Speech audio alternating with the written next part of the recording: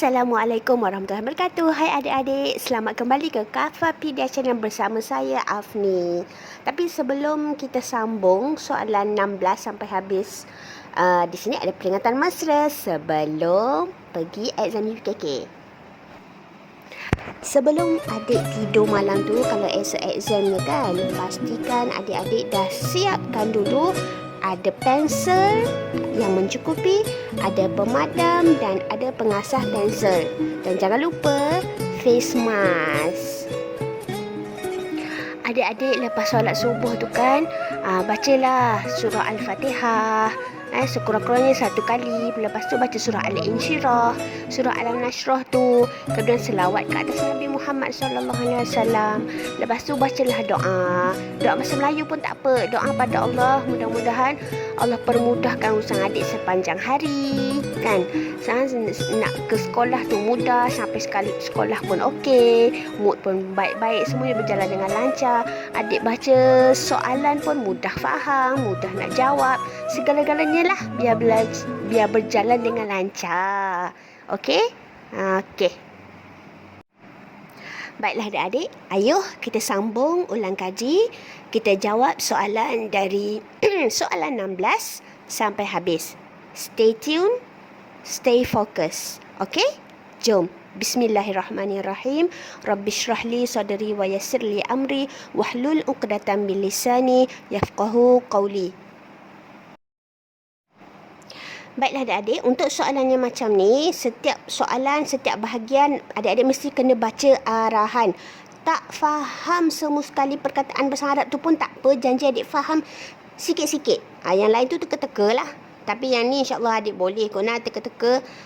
Imla' maksud itu kan fi'il amar, kata suruh. Imla' maksudnya isikan tempat kosong. Soalan ni suruh adik isikan tempat kosong. Adik-adik tengok soalan pun dah tahu dah. Kan ada tempat kosong, ada garisan tempat kosong tu. Ni mesti nak suruh isi lah tu jawapan yang betul. Betul tak?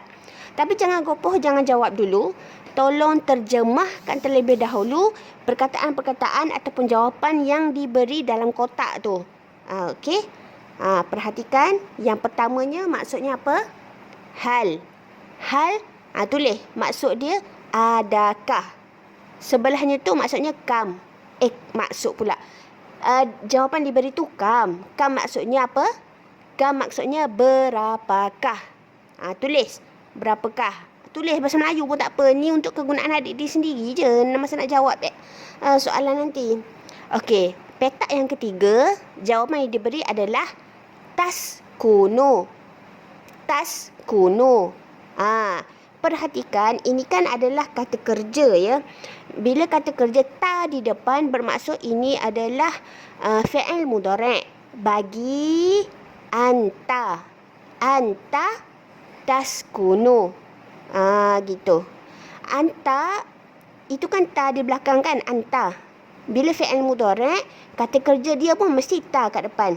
Taskunu. Bermaksud ayat tu nanti mesti ada perkataan anta. Barulah kena ada perkataan taskunu tu. Cari nanti perkataan anta tu dekat soalan kat bawah tu yang mana ada perkataan anta. Faham tak? Okey. Lepas tu yang kotak yang keempat, launa. Katakanlah adik tak faham masuk launa. Tak apa, tinggal dulu. Terjemahkan dulu perkataan ataupun jawapan di sebelah tu. Kotak yang hujung sekali tu. Maksud dia apa? Ta'malu. Apa maksud ta'malu?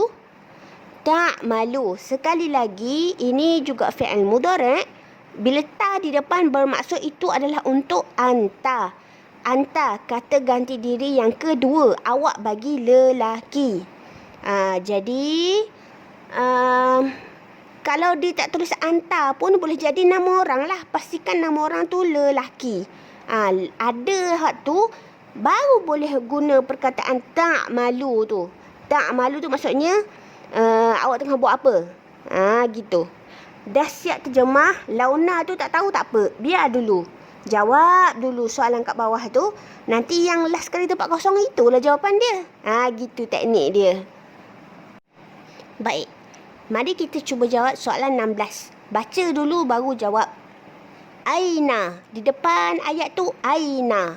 Masihkah adik-adik ingat adawat istifham? Kata tanya salah satunya adalah aina. Aina maksudnya di manakah? Where? Di manakah? Bila di manakah? Lepas tu tempat kosong. Ya Ahmad. Ahmad. Orang lelaki.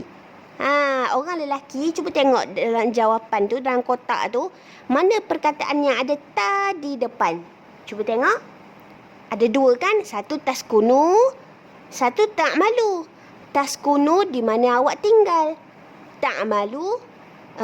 Awak tengah buat apa? So, mana jawapan yang paling tepat untuk anta? Ya, sudah tentulah taskunu. Sebab soalan di depannya tanya aina kan? Di manakah? Misalnya di manakah awak tinggal? Betul tak? So, jawapannya adalah taskunu. Nombor 17, tempat kosong mula-mula sekali.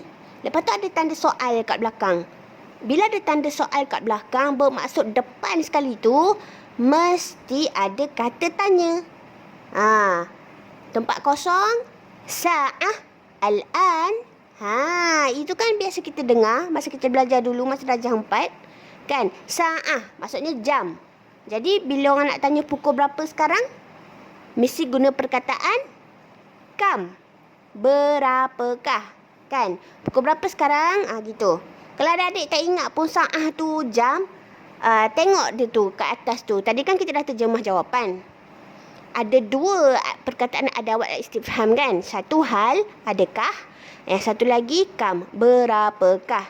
Jadi manakah yang paling sesuai untuk tanya soalan berkenaan dengan jam? Mestilah kam. Berapakah? Betul tak? Kita nak tanya pukul berapa dah? Gitu. Takkan nak tanya halan. Kan tak kena tu. Baik, nombor 18. Nombor 18, kat depan ayat dia tu ada kata tanya. Madza? Lepas tu di hujungnya tu ada tanda soal. Jadi memang sah lah. Ini ayat tanya. Okey? Bila ada madza, tempat kosong. Lepas tu fil qa'ah. Haram. Satu pun tak tahu. Tak apa. Tinggal dulu. Jawab soalan nombor 19 dulu. Nombor 19, tempat kosong. Kemudian di hujungnya tu ada tanda soal. Bila ada tanda soal, bermaksud di depan ayat tu, depan sekali mesti ada kata tanya. Tengok baik dalam kotak, apa lagi perkataan yang tinggal yang berbentuk kata tanya. Hal kan? Jadi hal lah jawapan dia. Itu je yang ada tinggal perkataan untuk kata tanya. Hal anta tilmiz? Adakah awak pelajar lelaki? Anta tu awak untuk pelajar lelaki. Untuk lelaki, anta tu untuk lelaki, awak bagi lelaki. Dan tilmiz itu adalah kata nama, iaitu pelajar lelaki. Baik, soalan akhir sekali. 20. Kata apa tu? Ma, tempat kosong, hadhil qahwah. Minta maaf adik-adik untuk ayat ini. Kalau adik tak faham satu pun perkataan dalam ayat ni, agak susah ya kalau nak teka. Walaupun tadi di ruang jawapan, pilihan yang ada adik ada satu kan, katakanlah satu yang Launa tu tak tahu apa benda, tapi hakikatnya baki jawapan yang masih belum berjawab tu ada dua kan, satu kata nama dan satu kata kerja. Tapi itu pun kalau adik fahamlah maksud ruang jawapan tu. Kalau tak tahu langsung memang masalah lah nak jawab tu. Okey? Cuma apa yang saya boleh kongsikan untuk soalan yang kita tak jawab mula-mula tadi tu, yang nombor 18 kan. Madza, tempat kosong, fil qa'ah. Madza tu apa? Tempat kosong, fi tu maksudnya di kan. Al-qa'ah tu banyak maksud. Boleh jadi maksud dia bilik, boleh jadi maksud dia dewan. Tapi saya bagi jawapan terus lah nombor 18 ni. Madza ta'malu fil qa'ah. Awak buat apa ni dalam bilik? Ataupun awak buat apa ni dalam dewan? Macam tu. So, jawapan terakhir yang tinggal hanyalah laun. Itu warna. Nombor 20 akhir sekali tu launu hazihil qahwah. Al-qahwah tu kopi maksud dia. Dia tanya apakah warna kopi ini? Begitu. Dekat sini saya ada lampirkan sedikit nota berkenaan dengan kata tanya ya. Adawat al-istifham. Man, siapakah? Man, siapakah? Kam, berapakah? Kam, berapakah? Hal, adakah? Hal, adakah? Madza, apakah? Madza, apakah? Aina, di manakah? Aina, di manakah? Limadza, kenapakah? Limadza, kenapakah? Mata, bilakah? Mata, bilakah? Saya mohon kepada adik-adik, tolong jangan takut dengan bahasa Arab ya. Adik tak faham arahan pun tak apa. Tengok bentuk soalan pun ada tempat kosong kat situ. Maksudnya betul lah tu nak kena isi tempat kosong. Kalau dia bagi jawapan dalam kotak, pilih jawapan dalam kotak. Kalau dia bagi pilihan jawapan yang minta tolong gariskan mana satu yang betul, adik pilihlah mana yang satu yang betul. Okey, jom kita fokus. Kita try jawab soalan ni pula. Adik perhatikan dulu secara cepat-cepat soalan dari 21 sampai 25. Tengok dia punya pattern soalan. Sama je kan? Dia punya soalan tu dia tanya pasal kata ganti diri.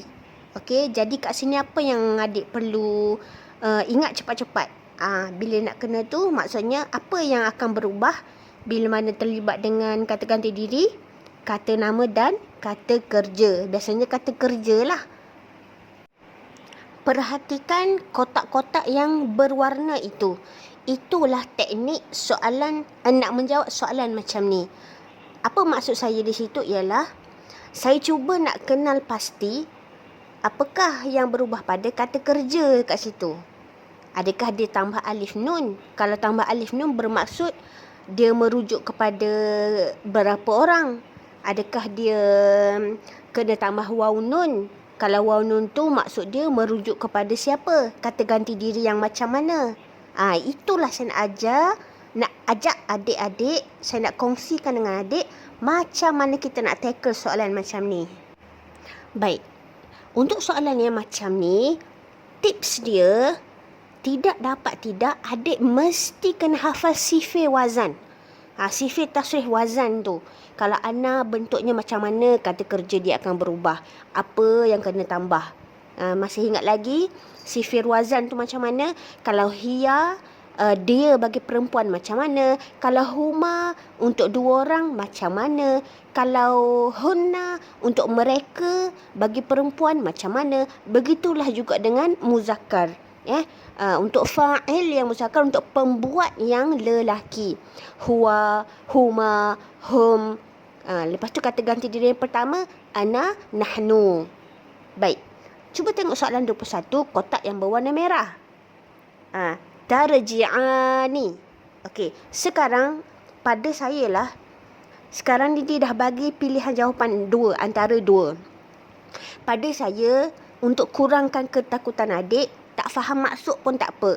Sebab biasanya pelajar-pelajar saya lah, kan, dia rasa takut sebab dia tak faham. Tapi bila kita faham teknik ataupun konsep nak jawab soalan, insya-Allah boleh mengurangkan rasa ketakutan adik tu. Walaupun adik-adik tak faham maksud satu pepatah perkataan dalam soalan ni, tak apa. Sebab pilihan jawapan dia dah ada kata ganti diri. Adik hanya cuma hafal sifir wazan sahaja.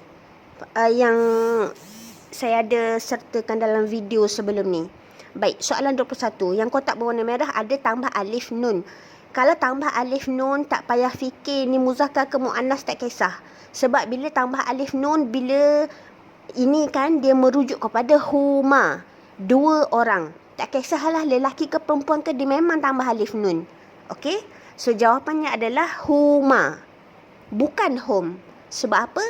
Hum mereka bagi lelaki, kita kena tambah waw nun. Nampak? Bila kita ingat sifir wazan, insya-Allah datanglah perkataan macam mana sekalipun, insya-Allah kita boleh jawab. Okey? Baik, soalan 22. Kotak berwarna oranye. Tarji'na. Adik masih ingat dalam video yang pertama sebelum ni, saya bagi tahu kalau huruf di tengah kata kerja tu atau perbuatan tu mati, tanda dia mati, tu memang untuk hunna. Hunna tarji'na. Nampak tak dia punya sebutan tu pun macam irak-irak je bunyi dia. Nampak tak? Berbanding dengan yang lain, hak ni lah dia macam lain sekali. Faham? Tarji'na. So jawapan dia adalah kata ganti diri untuk hunna, bukan huwa. Sebab kalau huwa, fi'il mudhari' dia ataupun simple present tense dia, dia punya verb, dia punya kata kerja ataupun perbuatan, kalau huwa mesti tambah ya di depan. Yang ni tarji'na. So jawapannya adalah hunna. Baik, perhatikan kotak hijau yang soalan 23 pula. Tarji'una. Nampak ada waw nun. Tadi mula-mula tadi saya kata hum kena tambah waw nun. Tapi adik-adik jangan lupa ya, sifir wazan selain daripada kata-kata diri yang ketiga, hum, mereka bagi lelaki, kata ganti diri yang kedua, antum, kamu semua. Kamu semua itu untuk jamak ataupun plural. Sebabnya kamu semua tu ramai kan, lebih daripada 2 orang. Kalau kata ganti diri yang kedua yang seorang, anta. Kalau awak 2 orang, antuma. Kalau lebih daripada 2 orang, dia jadi antum. Jadi konsep dia pun sama juga. Antum, kamu semua pun kena tambah waw nun. Macam sifir wazan untuk mereka bagi lelaki. So jawapan dia adalah antum, bukan nahnu. Sebab apa bukan nahnu? Sebab kalau sifir wazan nahnu, kami, kata ganti diri yang pertama, kalau fi'il mudhari' mesti ada huruf nun di depan kata kerjanya atau perbuatannya. Kalau nahnu dia jadi narji'u. Nun, roy, jim, ain. Narji'u, tambah nun di depan. Tapi sekarang ni soalannya bunyinya tarji'una. Sebab tu jawapan dia untuk antum. Baik, soalan 24. Tengok dalam kotak biru tu, perkataan dia tarji'ina. Nampak ada ya nun di belakang. Kalau mengikut sifir wazan, dia ni untuk siapa? Untuk kata ganti diri yang kedua, iaitu anti. Awak bagi perempuan. Jadi jawapannya adalah anti, bukan antuna. Kan sebab antuna tadi tu dia punya kata kerja mesti huruf di tengahnya tu mesti mati. Kan ke atas sekali dah ada, dia jadi tarji'na. Itu untuk antuna. Baik, untuk soalan last sekali. Perhatikan dalam kotak yang berwarna ungu tu, kata kerjanya adalah narji'u. Baru je saya bagi tahu awal-awal tadi kan, masa tengah-tengah jawab soalan tu, kalau ada nun di depan kata kerja, itu bermaksud untuk kata ganti diri yang pertama, iaitu nahnu. Senang kan nak ingat? Nahnu, perkataan nahnu itu sendiri pun nun di depan. So kata kerjanya pun kalau fi'il mudhari' kena ada nun di depan. Okey? So jawapannya adalah untuk nahnu dan bukan ana. Sebab apa? Kalau ana, kata kerjanya mesti kena tambah alif di depan.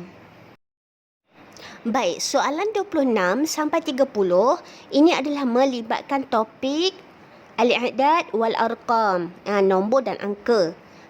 Tadi kalau adik masih ingat, dalam video sebelum ni kalau adik masih ingat, video pertama, soalan objektif yang ada pilihan jawapan, dia bagi angka, dia nak jawapan dalam perkataan kan.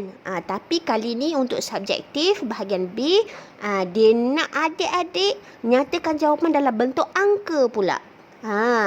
Soalannya dalam berbentuk perkataan dan nak jawapan dalam bentuk angka. Mari kita baca soalan 26. Salasah wa tis'un. Salasah wa tis'un. Ingat, dalam bahasa Arab, dia punya cara sebutan dan dia punya penulisan, dia guna nombor belakang terlebih dahulu. Bermaksud dalam situasi sekarang, watis'un ni kan, yang tis'un tu adik kena tulis angka dia dulu di depan. So tis'un adalah untuk nombor berapa? Tis'ah, 9, 19, tis'ah asyara dan 90 adalah tis'un. Jadi ada tulis dulu nombor 9 dekat depan tu. Mula-mula tu tulis nombor 9 dulu. Okey, nak tulis angka di belakangnya pula, tengok nombor apa? Salasah, 3. So jawapannya adalah 93. Jadi tuliskan angka 93. Adik tulis angka dalam tulisan Hindi ya. Tulisan Hindi ke tulisan Arab? Maksud saya tulisan tulisan yang biasa adik belajar dekat sekolah tu lah. 93. Jangan tulis yang adik biasa tulis dalam bahasa Melayu nah, yang rumi tu nah. Jangan. Nanti dia terkeliru. Sebab 3 kan orang ingat adik tulis nombor 4 pula. Okey, tulis yang macam adik belajar dekat sekolah tu. Angka dia Arab tu dia macam mana. Baik, untuk soalan yang seterusnya, nombor 27. Mi'ah wa tis'ah wa ishrun. Okey, tadi saya kabur kalau yang bahasa Arab, dia punya penulisan dan sebutan dia yang depan tu jadi belakang kan. Tapi untuk yang ratus ni, dia tak sama macam huruf belas dengan puluh. Kalau huruf belas dengan puluh, memang yang kita sebut mula-mula dalam bahasa Arab tu nombor di belakang. Tapi untuk ratus, mi'ah, memang yang tu kena tulis depan sekali. Sebab mi'ah maksud dia 100. Tapi nombor di belakangnya tu, digit puluh dia tu macam 100 lebih kan. Yang angka puluh dia tu masih lagi konsep yang sama. Untuk angka puluh, yang di belakang tu nya, contohnya saya bagi macam ni. Watis'ah wa ashrun. Okey, wa ashrun.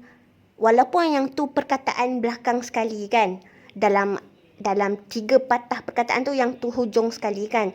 Tetapi dalam penulisan angka dia duduk di tengah. Dia bukan di belakang sekali. Wa ashrun maksud dia apa? Ishrun 20. Tapi 20 berapa? Tis'ah. Tis'ah 9 kan. So 29. Jadi yang sebenarnya jawapannya adalah 129. 129. Baik, soalan nombor 28. Mi'ah wa sab'ah wa khamsun. Wa sab'ah wa khamsun.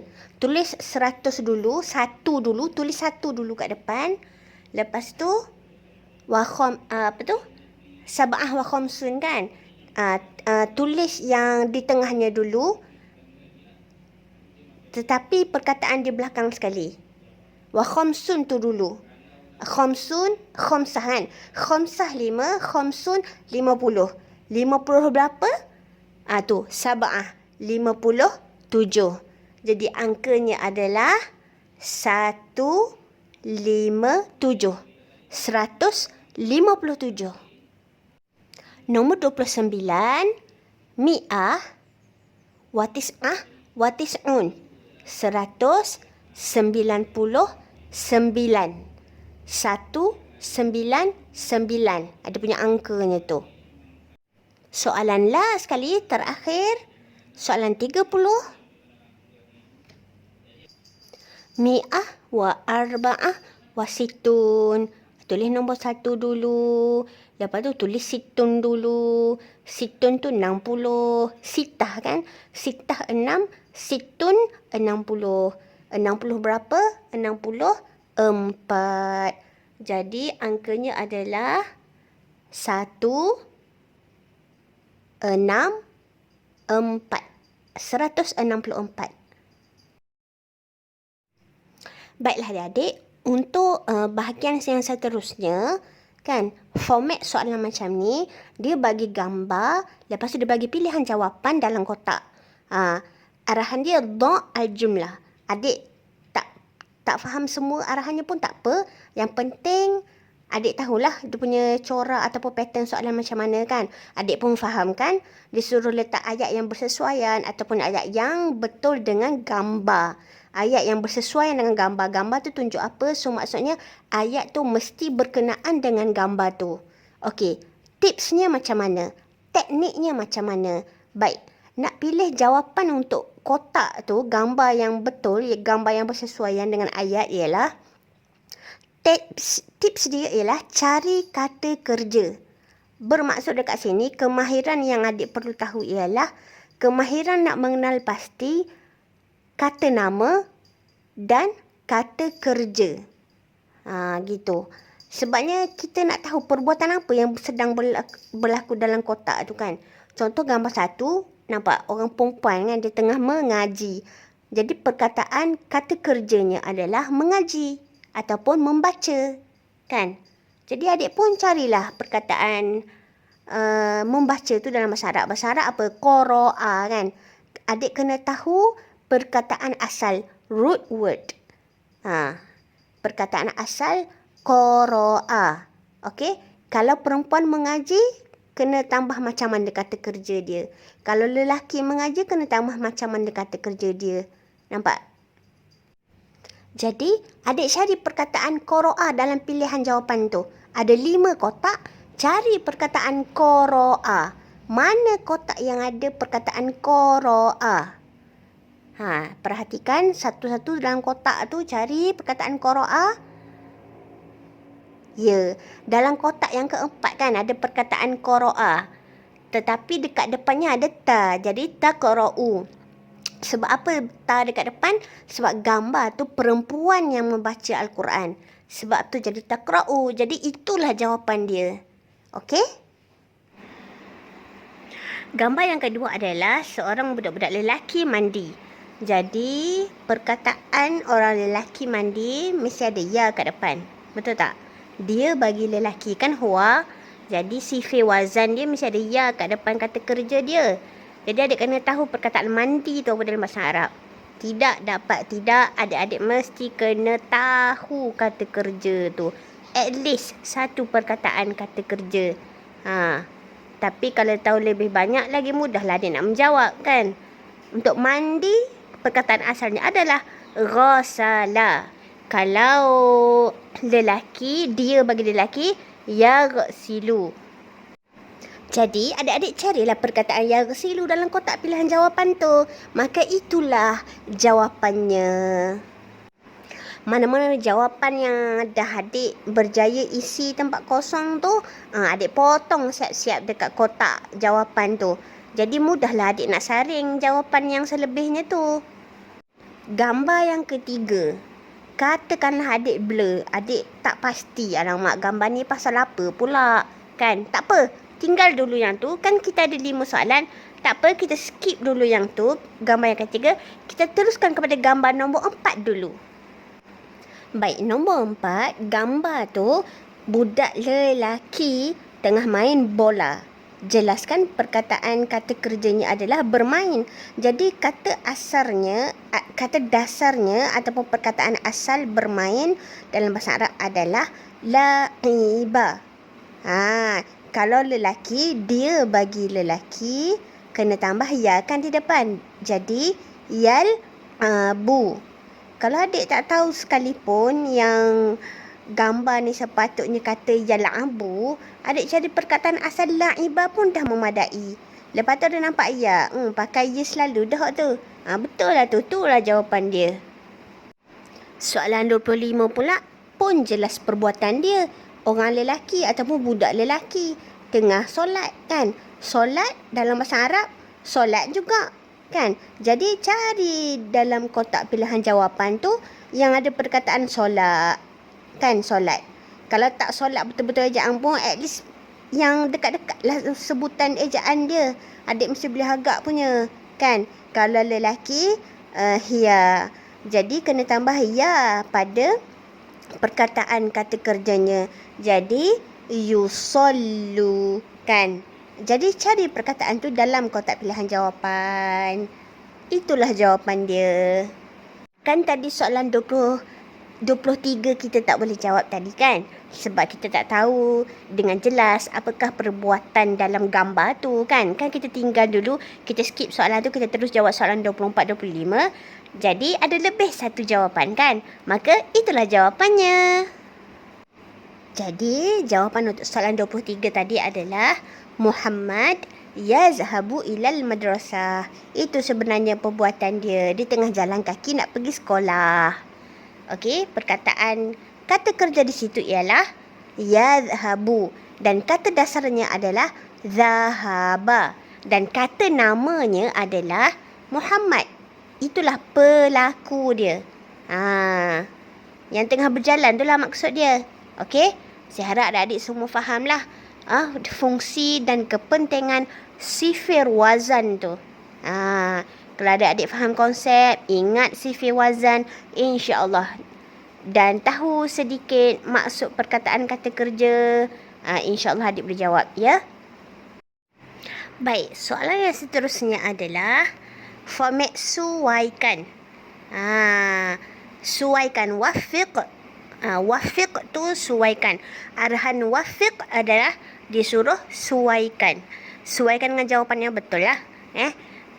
Kalau adik tengok, perhatikan dulu sebelum menjawab ya. Baca dulu, latih baca dulu. Jangan gapa-gapa nak jawab. Baca yang pendek dulu baru baca yang panjang. Itu teknik dia kalau yang macam ni. Suaikan. Nampak yang ba tu kan. Tengok tu. Apa perkataan yang ada dalam kotak-kotak tu? Semuanya pasal bulan. Betul tak? Bulan. Ini bulan apa ni? Bulan Hijri ke miladi? Tu. November, September. Apa benda tu? Itu adalah bulan miladi. Bulan-bulan Melayu. Jadi, apa yang disuruh sesuaikan adalah dia tanya apakah peristiwa yang berlaku dalam bulan tersebut. Ini sekali lagi menguji pengetahuan adik. Baik, kita pergi soalan yang ke-32. Yaumu Malizia fi syahri. Yaumu tu maksudnya hari. Malizia tu Malaysia lah. Fi syahri, dalam bulan. Ni adik kena tahu. Kalau adik tak tahu hari-hari Malaysia tu jatuh berapa tarikh hari bulan, adik tak boleh jawab juga. Sayang kan? Benda mudah tapi tak boleh jawab. Jadi kena rajin-rajin membaca dan buat latihan serta perbincangan. Jadi hari Malaysia jatuh pada 16 September, sekaligus jawapannya adalah pada bulan September. Jadi carilah perkataan September dan gariskan. Soalan yang seterusnya adalah ba'da syahri Mayu. Syahri, ba'da tu maksud dia selepas. Ba'da maksud dia selepas. Syahri maksud dia bulan. Mayu bulan 5. Dia tanya, selepas bulan 5 adalah bulan, lepas bulan 5 bulan apa? Bulan Jun kan? Jadi bulan Jun dalam bahasa Arab adalah Jun lah. Kat situ jawapan Jun lah. Jadi garis Jun tu. Seterusnya, Yaumul Istiqlal. Yaumul Istiqlal tu hari apa? Yaumul Istiqlal, hari kemerdekaan. Bulan merdeka jatuh bulan berapa? Tak tahu. Ni saja sangat lah. Kemerdekaan disambut pada 31 Ogos. Bulan Ogos dalam bahasa Arab adalah Agustus. Cari perkataan khusus dan suaikan. Soalan 39 saya tak nak jawab. Saya nak bagi adik-adik jawab sendiri. Sebab konsep dia sama saja. Ba'da. Tadi saya dah bagi tahu dah. Ba'da selepas. Jadi adik fikirlah sendiri. Jadi soalan 40. Yaumul apa tu? Amal. Itu hari buruh. Hari buruh ataupun hari pekerja jatuh pada 1 Mei. Jadi bulan 5 adalah Mayu. Cari perkataan Mayu, suaikan. Video ni dah 35 minit, Dek. 35 minit dah panjang dah tu. Kita sambung jawab soalan dekat video yang seterusnya pula part 3. Okey. Terima kasih adik. Siapa-siapa yang tengok sampai habis, terima kasih. Mudah-mudahan dapat membantu adik-adik. Okey. Selamat berjaya. Selamat menjawab. Selamat mengulang kerja. Okey. Sehingga berjumpa lagi di episod yang seterusnya. Assalamualaikum. Terima kasih.